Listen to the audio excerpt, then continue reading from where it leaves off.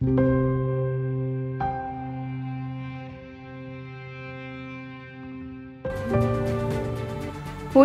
गणपर्व मध्य रज पर्व होउछि अन्यतम।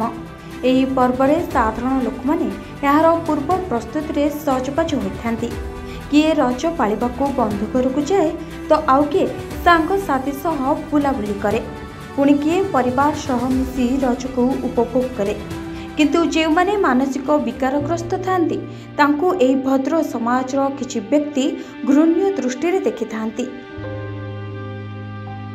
जेहेतु सेमाने भल सफा सुतुरा वस्त्र परिधान करि नथांती, तांको शरीर अपरिष्कार होइଥାଏ, तेणु तांको लोके एक अलग नजर रे देखंती।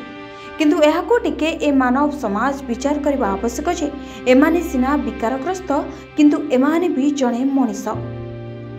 सेमानंकर भी मन अछि, शरीर अछि, खुशी भी अछि। एही वार्ता को सम्मान जणाई श्री जगन्नाथ चैरिटेबल ट्रस्ट रो कर्मकर्ता माने आज रज भली दिन रे केन्द्रापड़ा जिलार सहर रे तिबा मानसिक विकारग्रस्त मानक पई प्रस्तुत होइथिले। एही व्यक्ति मानकु धरी तांकर चुट्टी दाढ़ी काटी गाधोई देई नूतन वस्त्र परिधान कराइथिले। एथि सहित खाद्य पानीय व्यवस्था मध्य करथिले। नूतन भली लागुथुबा एही व्यक्ति मानकु पाखापाखी बासिंदा माने चिन्हि पारि नथिले।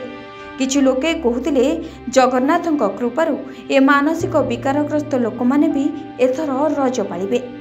तेबे नूतन धर्मी कार्यक्रम रे सामिल थिबा व्यक्ति माने थिले श्री जगन्नाथ चैरिटेबल ट्रस्ट रो सभापति श्रीजुक्त दमन महांती, तपन कुमार नाथ, कालंदी मल्लिक, अशोक पत्री, उमाकांत महारणा और मनोज कुमार राउत, जहांको प्रयास को अंचलवासी भूरी भूरी प्रशंसा करुवा देखा मिली।